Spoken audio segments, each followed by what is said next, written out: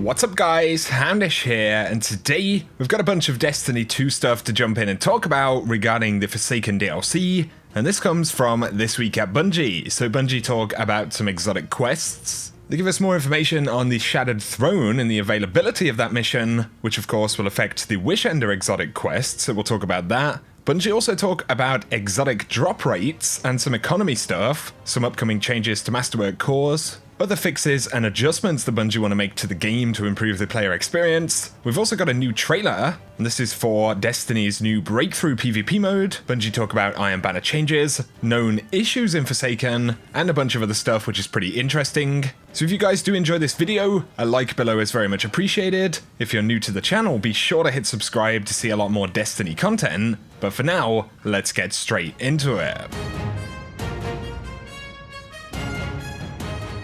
So Bungie start out by saying, this week at Bungie, the Dreaming City revealed its underworld. The curse on the Dreaming City has grown to its most potent state. As the curse grows stronger, the world changes with it. Some of you discovered a new portal and dove into the Shattered Throne to attack the heart of the curse. You still have until reset to give it a try. It's an endgame activity that puts your most powerful gear and skills to the test. If you're not quite ready yet, don't worry, the Shattered Throne will return when the curse cycle is at its worst again in 3 weeks, and that should give you some time to power up and prepare to explore its depths. So that's a pretty interesting statement right there. Bungie are basically confirming that the Shattered Throne dungeon will only be available on the 3rd week in the cycle. So this is of course the curse in Dreaming City. That gives us a bit of a hint to the kind of rotation of the content in Dreaming City in general. So next week we will reset back to week 1, and that's going to mean that triumphs and things like that, which were only available in the first week, will be available once again. For example, the Ascendant chests for the first week. But if you want the Wishender, you basically have another 3 or 4 days until the reset time, and then the quest will actually be unobtainable for another 3 weeks. So it is a very time-sensitive exotic quest. I definitely think there'll be some mixed opinions about that. I'd be curious to hear your thoughts down below. I kind of expected the Shattered Throne to be a permanent activity, to be honest, because there are a lot of triumphs for it, there are hidden chests inside of there, and it just kind of seemed like it would be, a persistent piece of content that was always available. But let me know your thoughts about that, guys. The one thing to bear in mind is that if you want the Wishender, you have just a couple more days, and then it's going to be another 3 weeks until that beginning mission is available. I do have a guide down below as well, which I'll link in the description, if you guys want to actually unlock Wishender before the weekly reset. But further on the subject of this week's new content, Bungie talk about the new Crucible mode Breakthrough, and they say if you've been too busy with a plethora of other options available on the Director, here is a quick look at the new mode and maps available now for all players of Destiny 2, so let's check out this full trailer. I designed Breakthrough to train you in the art of bank robbery. Fight to deploy the breaker, then hack your opponent's vault.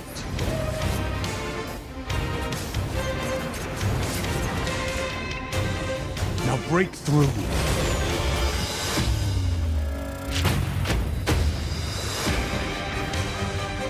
The spoils of victory are yours.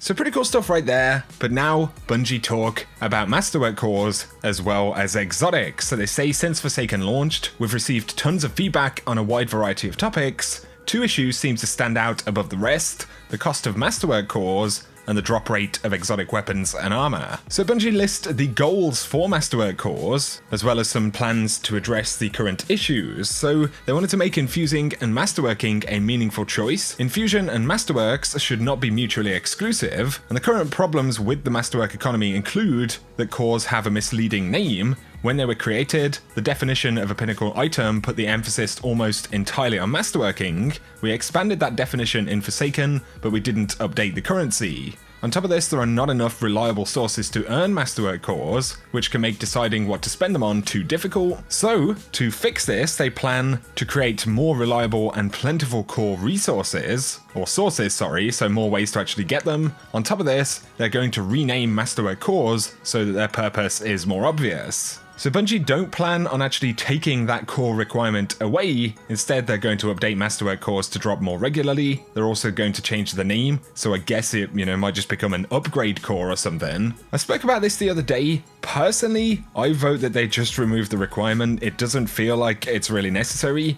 We have to spend plenty of other currencies, including planetary materials, which do take a little bit of time to actually acquire, especially if you're doing a lot of infusion. And to me, I just don't feel like it's super necessary, but that is just my opinion. Let me know your thoughts below. Either way, Bungie are planning to improve this. Next though, they talk about exotics. So they say exotics are intended to be meaningful, long-term chases, and finding an exotic should be rare but impactful. Right now, we're falling short of the impactful part of our goal. There's nothing exciting or powerful about getting your 4th fighting lion when all you really want is a 2-tailed fox. So they plan to increase the chance for exotics to drop something that you don't already have. So essentially they want to improve that smart loot and create a little bit more of a knockout system, or a system that is more likely to reward you with something that you don't currently have already. So these are 2 areas that they're actually working on changes for. They say they'll give us more details when these changes are about to go live. So I'll be curious to hear your thoughts on those particular subjects.